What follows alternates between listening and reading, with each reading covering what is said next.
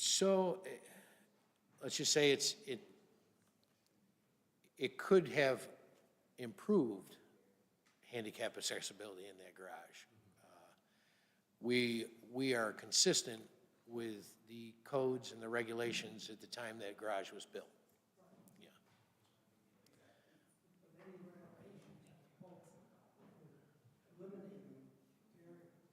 So the barrier that we have in the handicap accessibility right now, the only barrier that we have is the slope in the ramp to the courthouse is greater than the 20-on-1 sloping that they now request for ADA compliance.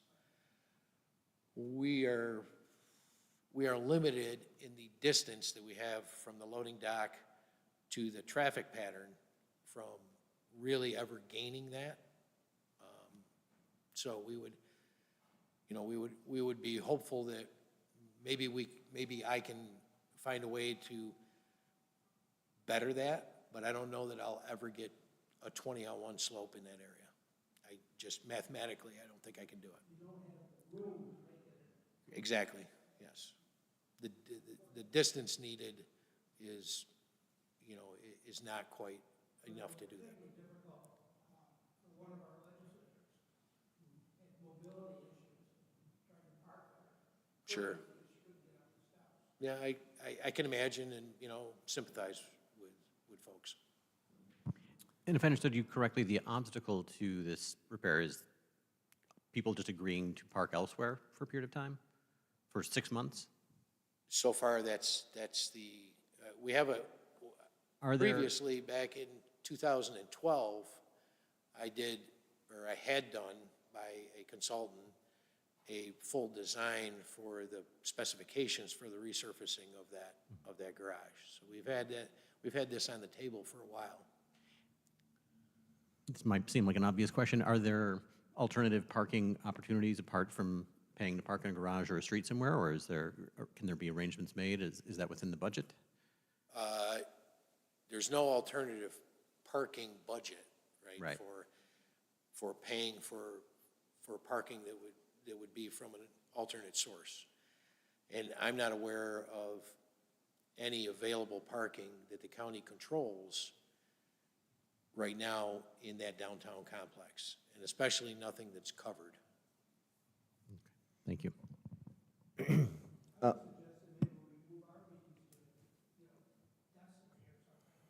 Sure. I could think of a lot of places that would be comfortable to have a meeting. The public safety building have anything when they get out of there? Will they get some spots open up for us? They really only have about 25 spots in the courtyard between the criminal courthouse and the current public safety building. There's really only about 25 spaces. The rest of the spaces directly behind the criminal courthouse, they're designated for those tenants of the criminal courthouse. So it's just that narrow two lanes of parking. There's not much there, about 25 cars. Archie, I would say, it would be more beneficial for us to find somewhere for us to park, right, for those 6 months. And I just say this because I know coming into that garage, even dealing with having to replace our shocks, right, there's a lot of bumps in that garage down there. There's a lot of maintenance that can deteriorate our vehicles, right? Yeah. And then I also worry about the safety, right? Because it's just open kind of right now. Anyone could kind of linger in there. And I just say, to me, it would be beneficial if I paid to park on the street for 6 months while this got taken care of, just so I wouldn't have to pay $800 for my shocks. So we do intend to, this year, do some selective repairs where there's some pothole-type deterioration in there. So we're going to do that. We've done it before. Tends to only last a couple of years, because it's more temporary patching. So we'll do a few of those things. We have a lift station cover that we have to do some repairs with because we have to get a new electrical feed into the lift station grinder pumps. But the full resurfacing of that garage is quite an endeavor. Do you need any authorization from like the courts or anybody else, or can you just shut it down and do it? I would certainly run it, everything, work with the executive office to make whatever notifications and agreements that we need to have. But I mean, like, the court side, can anybody tell you can't do the project? Is there any sign-offs once you get past the CE's office? Only my boss. I can relate to that, okay. Any questions pertaining to facilities in general? Okay, all right, thank you, let's move on. Continue on, Forest Commissioner. So folks, I'd like to go to item B. That's a transfer resolution that we're asking you to authorize $262,349. That's in a shortage in my 413 account. That is primarily, overwhelmingly due to utilities. So we had a really high fourth quarter. I think, you folks have probably all experienced that in your own bills. So it was very hard to predict. And, working with the financial department, we did have a little bit of savings in a couple other accounts. We've moved a little bit of money around. This is something that the finance department has determined the best course of action to, to reconcile that utility shortage. Does next year's budget reflect these increased costs, or are we gonna be running into this next year? It's hard, I don't know that it's going to reflect, so, well, sure, Chrissy.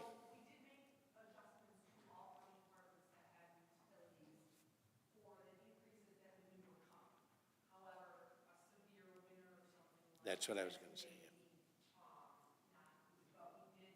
Make changes to all departments that are large utility users, facilities, WEP, for the increases known through the National Grid account so that we knew that we were getting increases. So when you bump those up, you'd pick a percentage of what, 1 or 2%, or? So on this one, I don't remember what the percentage off the top of the head, but we did work with National Grid on terms of what the increase percentage was we were going to see in our accounts. There was a letter that went out to us, so we knew the approximate increase in those accounts, and then looked at, seasonality in terms of monthly projections for each one of the departments. And is this 260 reflective of what kind of bump, like 5%, or? So this one's a combination of both the increase in terms of just normal percentages, the, monthly, the rates for kilowatts and everything else, and also, based on how cold it was. So, obviously the temperature significantly impact that, and with extreme cold that we've had in December and different things that has not been historic in the last several years is kind of what's resulted in this. Questions from legislators? All righty. Can I have a motion? Leader Hernandez, second. Legislator Thompson. All righty, all in favor? Opposed? Unanimous.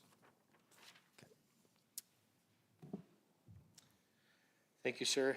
If we could go to item C, this is a request for this resolution requests the authorization for the issuance of bonds in the amount of $1,450,000. This is for one of the capital accounts that I hold, and we call the facility's various improvements. Now, within this is a little bit of an increase from what we had been doing since 2012 until last year, where we requested $500,000 per year to do the improvements that we needed to do in county buildings that I oversee. We've asked that to be increased to $700 this year going forward, or $750 this year going forward, because we've never made a market or a consumer cost index adjustment, for over 10 years now. So that's to cover small projects and unforeseen things that come up in the facilities that we need to do that have a higher value, then I can move through my operating. It also includes the purchase of a portable 1.5 megawatt generator. And, you know, we've determined that we need that in many cases for different facilities that would have a need for me to connect that to them for, you know, whatever emergency we're experiencing at the time. What's that thing cost? So I have budgeted that and the transfer switch for it and the quick connect at 750,000. So that's where, or 700,000. So that's where we have the $1.4 million.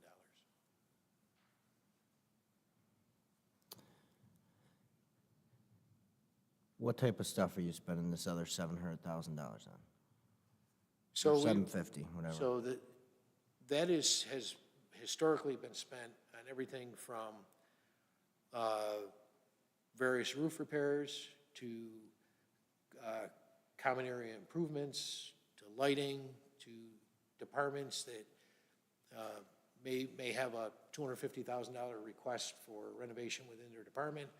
Doesn't quite rise to the, you know, to the level of needing to get into the CIP. But I mean, I could offer you 20 different examples. So this isn't like a reactive emergency, we need this money to fix various different things, but a little bit of a proactive plan? I mean, It do you have a plan this year for this 750? So we have several items that we would like to take care of with this $750,000, yes. Can you share them? So some of it is some roof maintenance on various buildings. Some of it is sidewalk improvements.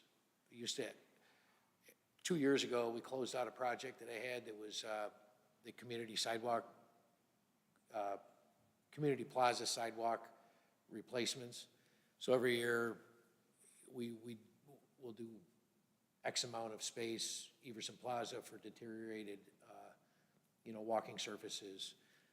It includes wayfinding and signage. It includes replacing lighting.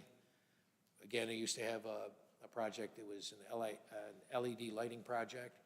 We've closed that out now too. So kind of throwing it all into this. Almost every department in the Civic Center and the county office building brings to our attention needs that they have that maybe they weren't able to project in their budgeting, or they just know to rely on us. And that could be the purchase of new furniture, the small renovation that might be $100,000. You know, aggregate, they all, you know, $700,000 we projected could meet the need for this year, and then, you know, the following year, the same amount too. So this is the first year where it's 750, they've traditionally been 500 for, Correct, yeah. So 500 hasn't been doing it? since COVID, it hasn't been doing it. Okay. Questions from legislators? Can I have a motion? Leader Hernandez, can I have a second? Legislator Thompson, all in favor? All opposed? Unanimous in favor. All right, we're gonna move on. We got a lot of items here. I'm trying to. All right. Thank you very much, folks. So item D is a resolution requesting the authorization of funds in the amount of $500,000, $500,000. And this is directly related to HVAC replacements, improvements. The majority of it will be dedicated to replacing elements within our HVAC systems, within primarily the downtown complex, that have ended or are beyond their useful life. And, you know, the Civic Center was built in 1974, the county office building was built in 1955, and that's still original equipment within the spaces. We did do, in 2012, we did do replacement of all of the air handlers, the rooftop units and the chillers and the heat exchangers in the county office building, but within it, we still have need for repairs and maintenance on the fin tube and the cabinet heats around the perimeter of the office spaces, Civic Center. We, 6 years ago, improved one side of the building, primarily the east side and the north side, well, two sides of the building, east side and north side, in conjunction with the curtain wall replacement. We did a lot of valve replacements, but we need to do the other side. We've needed to do that for a few years now. And we have some upgrades that we need to do within the steam plant itself. And, you know, it's labeling just the DH&C plant, but quite a bit of it has to do with the other facilities too.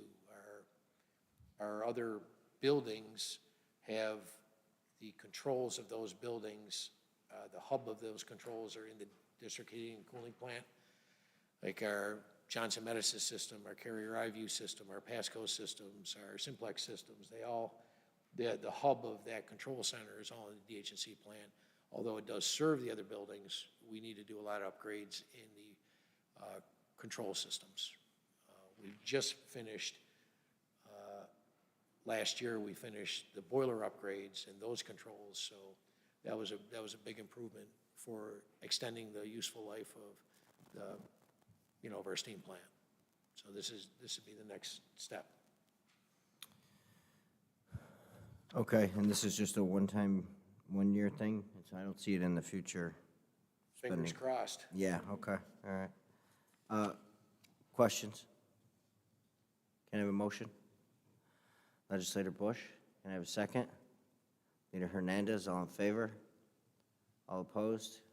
Unanimous. Okay. Please continue. Thank you very much. So item E is another request for authorization to fund $500,000 into an account for renovations in the courthouse, this building here, but only in the court spaces. The way that my fiscal relationship works with New York State Unified Court System is for the cost of their tenancy, there's about a year delay in the reconciliation of that. So every year they reconcile, we reconcile with them with actual cost, and then the following year, in their budget year, they request that from the state, and then they reimburse us. What I've been able to do in years past, and I haven't been able to really do it in the last few years, is to have enough residual funds to essentially front them for a request of a renovation or an improvement.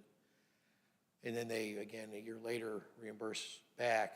But it's pretty much been since we've gone to the pro forma that this needs to be in a capital budget so that I have it available to front for their project. And then we'll be able to keep really good reconciliation with them so that those monies just keep coming back to us every year so that they can have their request to us. These are improvements when they want new furniture, if they want a restroom renovated, if they want office renovations, new carpeting, things like that, that are not part of my core responsibilities as landlord to New York State Unified Courts. And we won't spend it if we don't, you know, if they don't request the full amount, but we do get it back a year later, so it's not out, you know, it's not a burden. Questions from legislators? Can I have a motion? So moved. Legislator Thompson, second. Leader Hernandez, all in favor? All opposed? Unanimous. Thank you. Thank you again, folks. So item F, we're again requesting authorization for the funding of $500,000 to make exterior lighting improvements. The type of lighting would be primarily LED, RGB lighting with programmable systems. This is to illuminate the exterior of our buildings and to make nice, safe pathways and common areas, and also give us the ability to change coloration. I mean, that's just kind of a nice side benefit that we're getting out of it, because all these new LED systems out there, you know, the majority of them are, you're able to color them. And that's going to be nice so that we can beautify our buildings, and especially when somebody has a request for us to align with a certain February, it's Heart Month, color the buildings red. Autism Month, give some coloration to them. So we need replacement of the exterior lighting. We're just going to do it in such a way that we get that extra benefit out of it too. Most of our lighting on the exterior of the buildings are, except for the Civic Center, are ground-mounted lighting, and they're all, the majority of the youngest of them is 1998. So they're beginning to all need replacement. You don't have this anticipated going forward, so is this going to finish it up? This'll We believe that we're going to be able to take care of this in the downtown complex. If such a time folks would enjoy that going to other outlying buildings, then we would have to come back to you, and, you know, I haven't heard that yet. This is in the planning stage. What's your timeline for trying to get this done? You get it done this summer? So, yes, so a lot of these lighting companies can also act as the consultant. So we would begin engaging them through a competitive process and trying to find the right choice to help us select the fixtures and the control systems.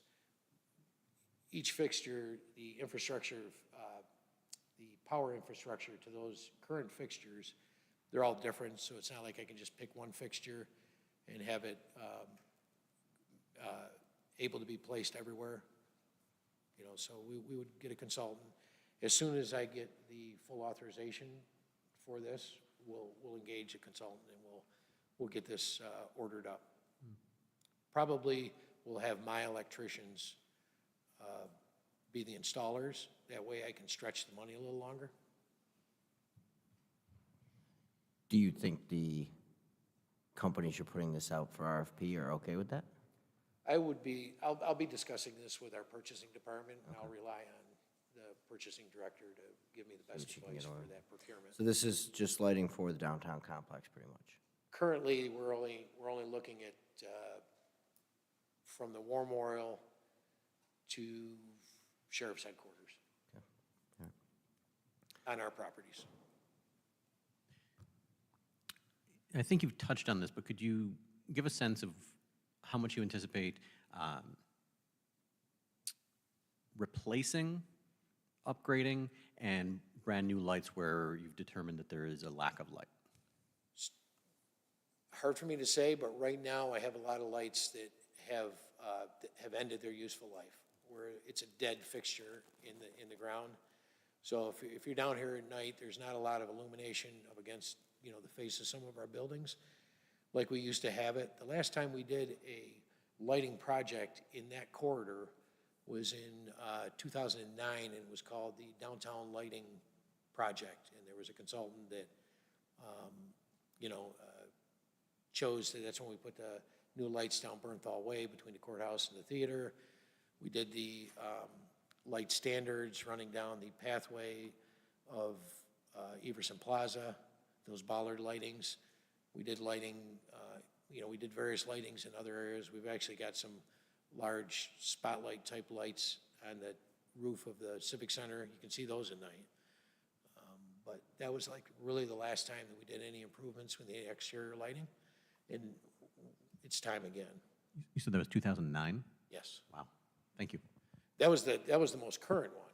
I mean, a lot of my fixtures are 50 years old.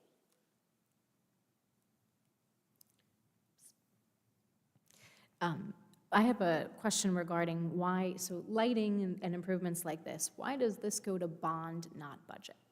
So I think that's always up to the chief fiscal officer to decide at the time of the request of the bonds, which we do once a year, to actually buy the bonds.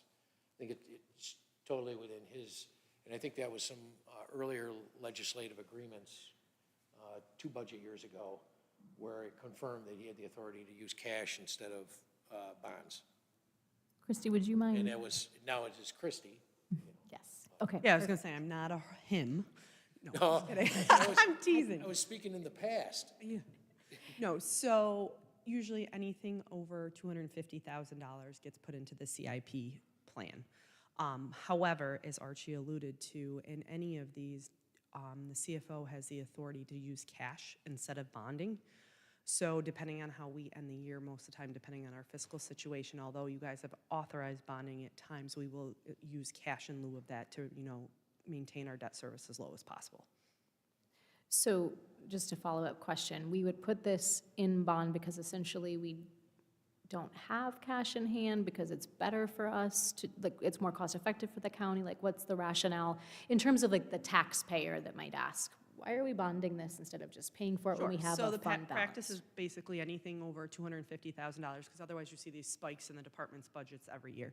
So we do bonding. However, at the end of the year when we close out the books, depending on our cash position, a lot of projects that are under $500,000 or under $250,000, we will then use cash for to make sure that we keep our debt service as low as possible. And that's under the purview of the CFO. Okay, thank you. Yep.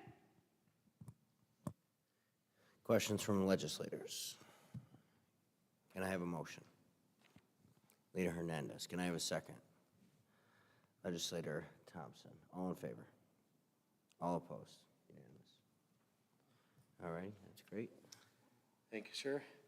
If we go to item G, and that is again a request for authorization of $750,000 for funding different rehabilitation, construction improvements within our on-center complex.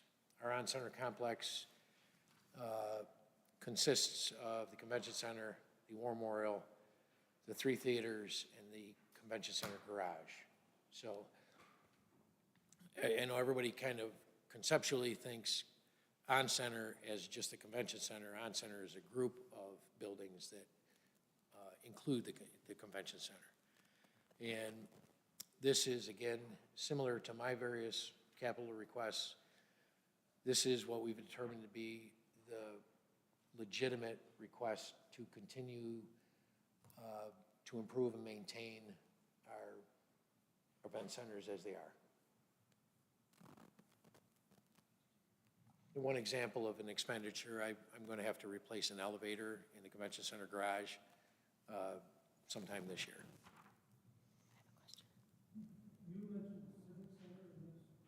The 3 theaters in the Civic Center.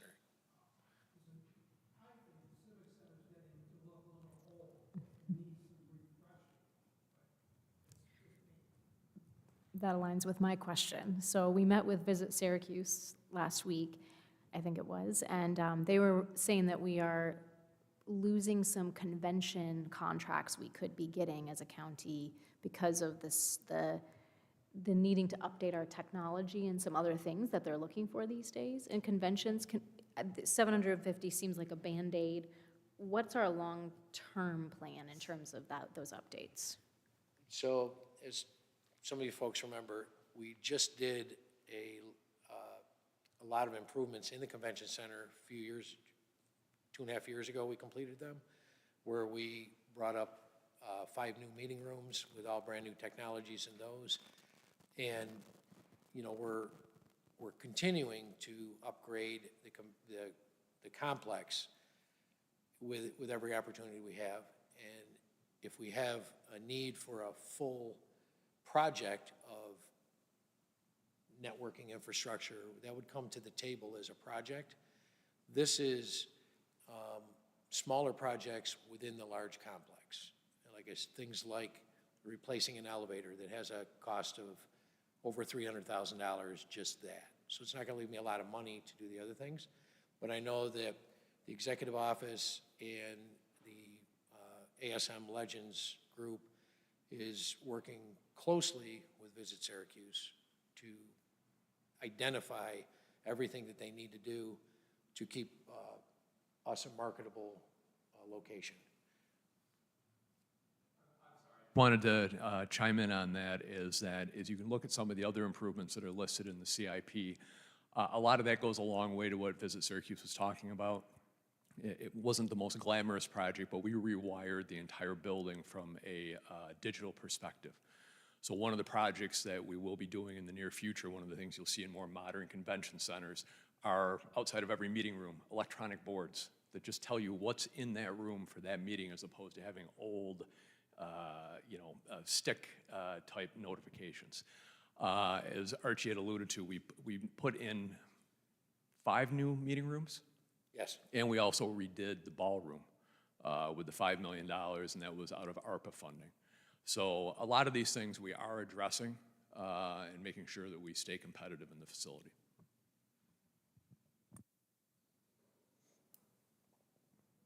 Is $750 enough every year?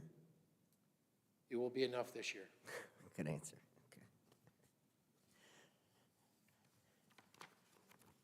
Okay. Any questions from legislators? All right. Can I get a motion? Legislator Thompson.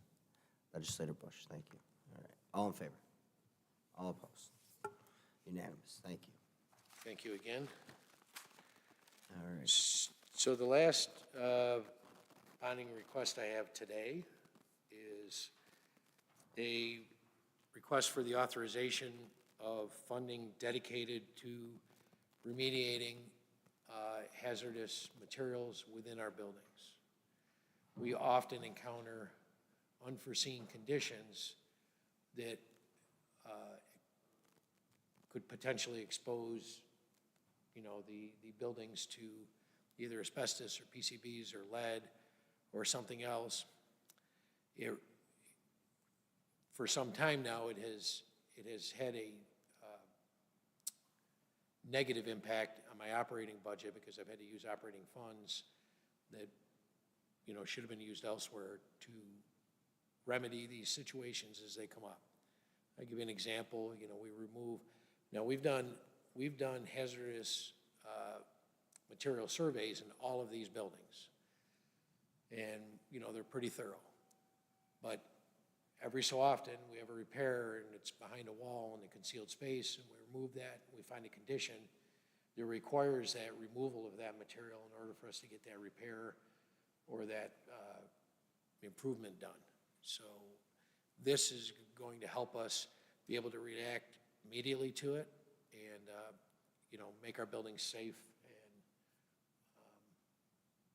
and environmentally safe, right? So you haven't set money aside for this in previous years? I have not had money set aside for it. And you got it going forward. How'd you arrive at the number of 500? Just experiencing what it has cost leading up to this. So I know some conditions that I haven't been able to address that I still need to address, but I've spent where I've had to take project money or operating money. I've spent over $200,000 this year, or 2025, just getting rid of those materials. Historically, where were you pulling it from? I'm sorry? Where were you pulling it from when you needed it in the past? I would have to take it out of project money that was dedicated to a project that uncovered that hazardous material that was previously not included in the probable construction cost estimates because it was an unforeseen condition. So, it depleted the project where, in some cases we weren't able to do more in that project because we had to leave some of that funding for an abatement effort. Mm-hmm. And in other cases, I had to take it out of my department operating budget. Is that various improvements bond or just total operating budget? Most of the time, it was out of operating. Legislators? No questions. All righty. Motion. Leader Hernandez, second. Legislator Thompson, all in favor? All opposed? That's unanimous. Thank you so much, Commissioner. Thank you very much, Appreciate it. folks.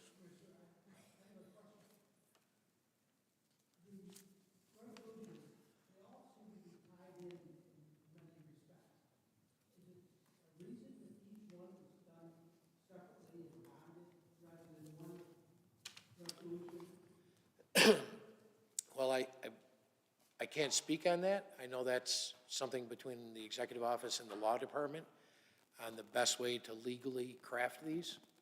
So I know they use bond counsel who advises on how these resolutions should be crafted.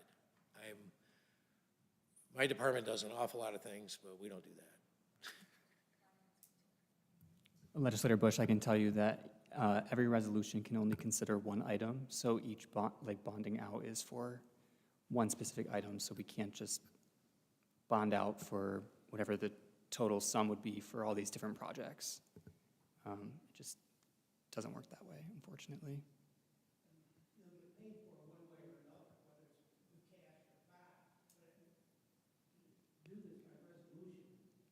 I know it can be tedious, especially when there's a lot, but yeah.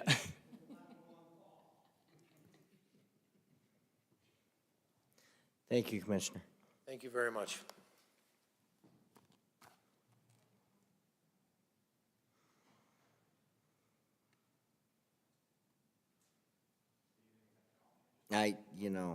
It's 3:40, everybody's like Hi, everyone. Good afternoon. 19 minutes, I think. Nice to see you. We're here today to seek bonding for 2 capital improvement projects. Dan did a great job at presenting some of these projects at budget time. And when I came in for the overview of the Department and Facilities Committee, I talked about a lot of these projects as well. So I'll go through both of them, and if you have any questions, I'm happy to answer. The first project is we'd like to hire an architect or an engineering firm to design a brand-new hatchery building at Carpenter's Brook Fish Hatchery. The existing building at Carpenter's Brook are inefficient and deteriorating to the point of near failure.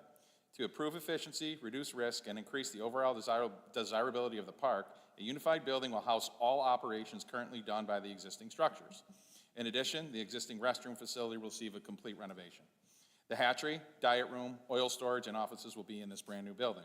The project also includes repairs and upgrades to related fish rearing facilities. Just for a little background, this is the original building that was built in the 1930s, and this is the engineering portion of the project. To follow in 27 is hopefully the construction of this building, and in 28 we'll look at the restroom facility and look at some components that need to be either come up to compliance or are no longer replaceable. Cost of this engineering study, we're thinking, is around $120,000. And that's been approved? What's that? Has that? No, we're doing that, that's right now, no, not yet. We're asking for the bonding on that one right now. Oh, I see down there, okay, all right. So are you on A? You're on item A? What's that? You're on item A? I believe this is F. So we're right down to F. Got it,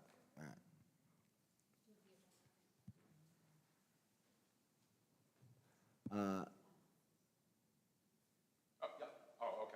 Oh, okay. Oh, I went around the wrong order. That's okay. All right, well. No problem. We'll just reverse it. I had to keep you on your toes, right, since I was Yeah, last. I mean, I was really confused there for a second. It doesn't take much to confuse me. Yeah. Okay, all right. Questions from legislators? Great okay, perfect, all right. It's more of a statement, but any other questions? All right. Can I get a motion? Legislator Bush, can I get a second? Leader Hernandez, all right. All in favor? All opposed? Okay, unanimous. All right, great. All right, now we'll get to the first one. Perfect. The second project we're seeking bonding for is our parks various improvements. This project aims to systematically replace aging and obsolete infrastructure across various parks facilities, including equipment, building systems, and site elements. Work in this project includes updates to outdated buildings, resurfacing of parking lots, upgrades to playgrounds, as well as ongoing repairs to roads and trails to improve safety and condition. This is easily our most yearly important CIP ask.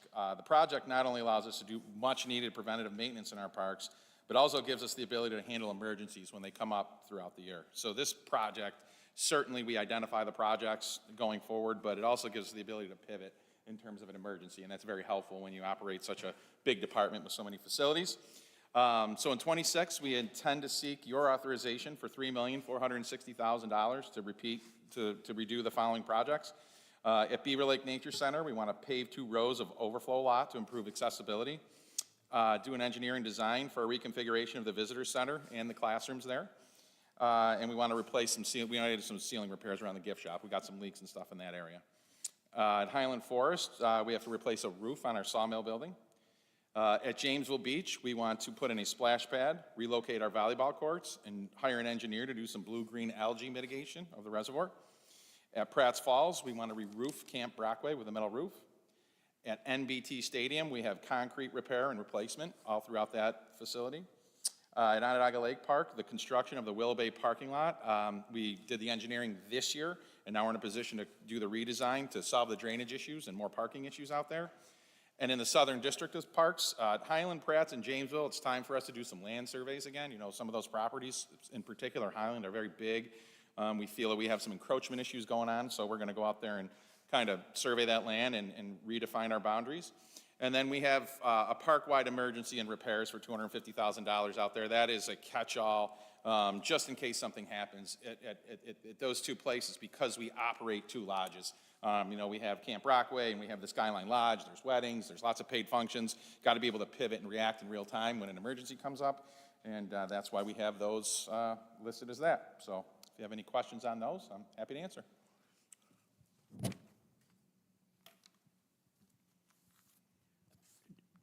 This perhaps is a question for Chair Ryan.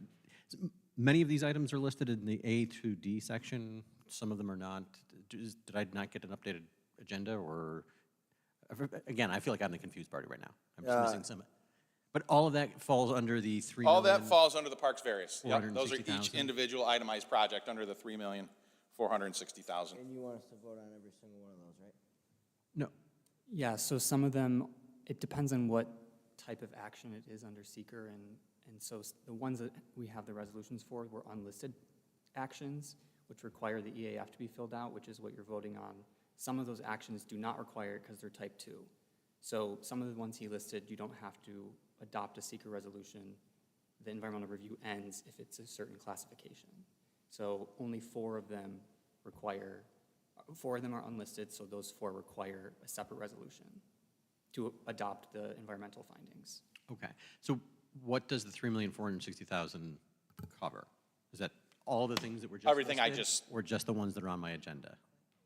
The $3,460,000 covers all the projects I just talked about. Every single one of those itemized projects add up to the $3,460,000. Okay. Is it?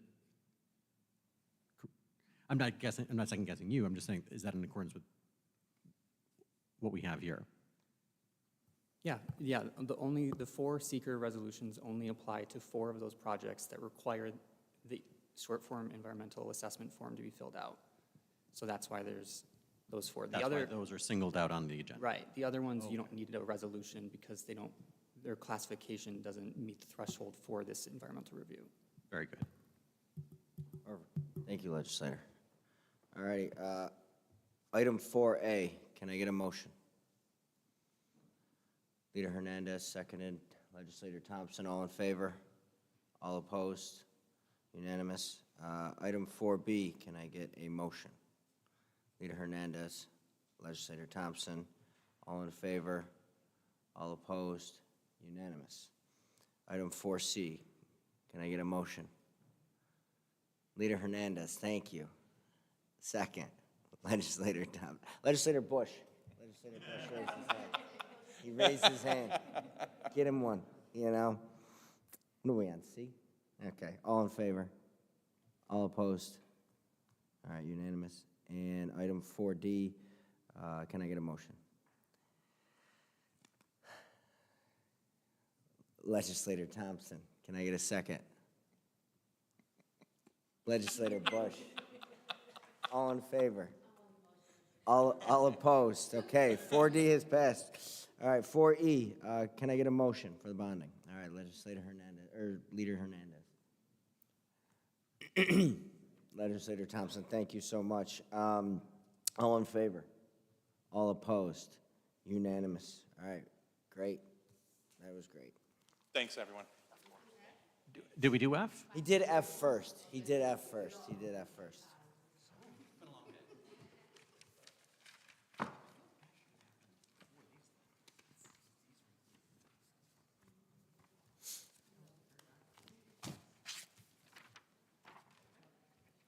All righty.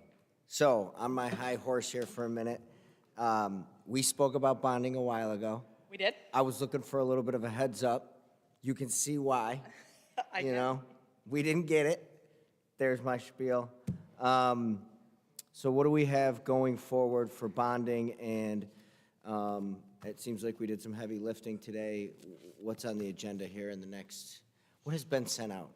So there are a few ones left, and I'll certainly go through that, but I thought it might be helpful because we talk about the resolutions and some of the other pieces, just to kind of go through the whole debt process. Please. To kind of give everybody perspective, even in terms of these authorizations, because that doesn't mean we actually bond for it. So I just thought maybe a quick little 3-minute or less. That'd be great. Conversation might be helpful. So in terms of our debt process, there's really 6 steps in my eyes into what we do. The first one is really the request coming from the departments, and I'll go into a little detail and timeline after I go through the 6. The second one is obviously our capital improvement plan. The third one is the authorization resolutions, which we did today for several of the departments. The fourth one is actually the bond sale. The fifth one really being debt service management, and then the 6th step being the redemption of our bonds.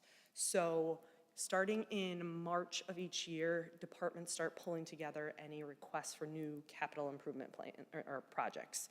So from March to May, departments are working on defining the scope, the cost of the project, working with their deputy county executives in terms of priorities and things like that. Those get turned into then the budget office late May. So from June through September, our office is analyzing those, also working with the departments on updating existing projects that have been partially authorized already to make sure that all the numbers are still current, that we have the right costs. Then we're taking a look at the timing of all those projects. So obviously, if there's 95 projects like there was in this year's CIP plan, we can't bond for them or authorize them all in 2026. So we start talking about the timeline of that, and then our office puts together a preliminary kind of debt service schedule so we can look at that versus our multi-year forecast to figure out how that's going to impact the county's financials. Ultimately culminating in the CIP plan that's brought over to the legislature in September. And that's really our roadmap of what we're going to do in terms of capital improvements for the next 6 years. So then after that has gone through the budget process and reviewed by the legislature here, in January of each year is when we start re-looking at those projects, taking a look at, as the year end, as we're going through year end, what our fiscal state is, and then starting to bring those. So there's also a lot of work that needs to be done before you guys get these resolutions here on the legislative chamber, is we have to do seekers.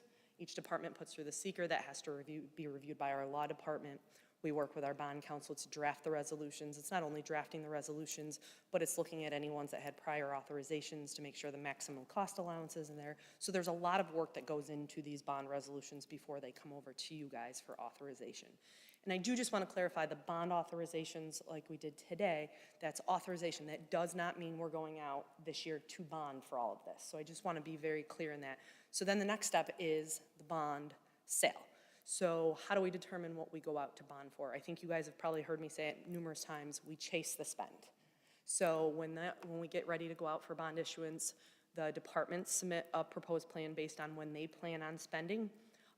Dan Mulvihill, who's sitting back there, that's our CIP manager, also takes a look at what we have out there authorized unissued, what the spend is in each project to really decide what we're going to go out to bond for. Thankfully, because the county's in such a strong fiscal position, we can chase that spend. We don't have to have the money up front. So we don't bond, just as soon as authorizations are done, it doesn't mean we go out and bond for it. We're always constantly chasing that. So then after that, obviously, is debt service management. And the other thing that's interesting, when we go out to bond, we're one of the few counties that we actually can do an online auction, which is kind of cool to watch as the lowest bidders come in and different things. So obviously, lowest interest rate, but it's a very kind of cool process to be a part of. So then really, we're talking about debt service management. And so that's obviously what you guys see. The debt service schedules are part of the annual budget. So it's not only that, but it's also cash management with that. So obviously, any of the bond proceeds, making sure we're investing them to be able to continue to reduce that debt service spend in our annual operating It's also working with our fiscal managers to look at any refinancing opportunities to lower the costs. So there's a lot that goes into that, and then obviously the tail end is retiring that debt. So that's kind of the process from start to finish with those. So I just kind of wanted to put that into perspective in terms of the timing of that for the whole kind of process. Great. Any questions from legislators? I have one. What is, generically speaking, because I'm sure it changes daily, our debt load versus our fund balance? Okay, so in terms of our limit, we can have a debt service indebtedness of 7% of our 5-year average of our real property tax value. So that ties out to about $2.5 billion. We're only at about 14% of our indebtedness level. So the goal is always to keep that as flat as possible. So that's where we talk about as we're reviewing what we're going out for bonding and also what goes into the CIP in terms of year-over-year spend. The goal is to keep our debt service as flat as possible. Obviously, that's not always possible depending on projects and things like that, but our goal is always to try to keep that as level as possible. So as we're bringing on new debt, we're retiring, older debt. Great. What percentage of authorized bonding do we actually execute on a regular basis? Because I feel like we're authorizing a lot of bonding. How often, how much of this? So that's also part of the process that Dan looks at every year is we're looking at any authorizations. So we do at times bring over authorizations to basically cancel those authorizations. Or if we happen to bond for something for a project, and it's usually smaller dollar amounts, but let's just say we bonded for $1 million. The project, great, came in under budget at $800,000. What we would use that $200,000 is called the reserve for bonded debt. So it goes into that fund to offset debt in future years. But we are constantly looking at, I don't have those numbers off the top of my head, but it's something I can get you, I'm sure. So you'll continue to use that $200,000? So it goes in basically to pay off the debt service instead of asking for operating money in the following years. Questions? Okay. All right? All right, then I'm gonna run away. Wait. I thought we had some bonding. Oh, so yes, obviously, the ones that are still outstanding are the Sheriff's Department, there was in the capital improvement plan, E911, DOT are the ones that are still outstanding. E911 and the Sheriff's Office, we're working with them on refining some costs on those. My anticipation is most of the other ones will come around the April timeframe. DOT, we always tend to do in April. They present their actual county road plan to you and the spending plan. It's also when we get some New York State funding in, so we tend to package that all together. WEP additionally is reviewing and prioritizing those, so I'm assuming the next round of funding will be coming over to you in April. Right. For DOT? Potentially all of them. We're reviewing them right now, but I'm thinking April timeframe for all of them. Can we get that ahead of time, like when you send it out to the bond council? Yes. Okay, all right, And just to clarify, when you say April, you mean April committee or April Correct. session? April committee. Okay, thank you. Okay, all right. Any questions regarding anything the CFO might know? All right, thank All you right. so much. Appreciate it, Christie. All right. That concludes our meeting. Do we need a motion? There's one more thing. One more. Oh, I'm sorry, I apologize. The most important one. No, not most. Our chairwoman. Excellent. So as was noted in our previous committee meeting, we are matching all of the outside boards and commissions with committees for placements. There are 2 active ones, best we can tell. There are the Erie Canal Museum and the Friends of Beaver Lake Board of Directors that each had a actual legislator representing on them. Previously, Deborah Cody, Legislator Cody, as the chair of the Facilities Committee, was serving, and so Legislator Ryan has stepped into that and has been going. However, we need to make it official, and so we are going to be working on the resolution to actually do so. Any thoughts or concerns about that we should discuss? Does he want to? Is that what? Yeah. Oh, yeah, yes. And then the second one connected with this particular committee is the Friends of Beaver Lake Board of Directors. Legislator May has been serving on that. I believe he wants to continue. So again, it's term by term, so we'll just be working on a resolution to reappoint him unless if there are questions or concerns regarding that. And all of the other ones are either the status unclear or defunct at this time or called only for certain purposes. And so if anything comes up with any of those, we will circle back.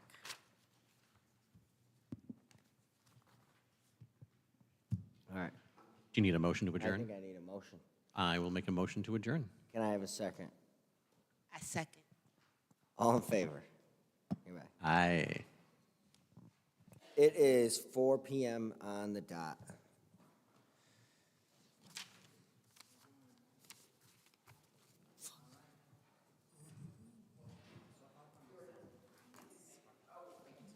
Sorry. You're gonna be babysitting me for the next. No, it's okay. We have